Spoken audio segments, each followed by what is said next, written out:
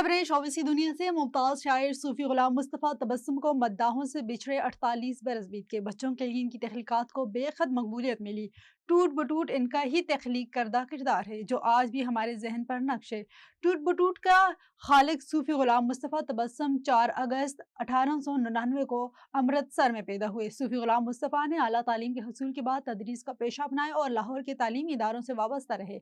Retirement के बाद खाना फरेंग, ईरान के डायरेक्टर, लेलो नहार के मदीर और कई दीगर इदारों में आला ओहदों पर फाइज रहे।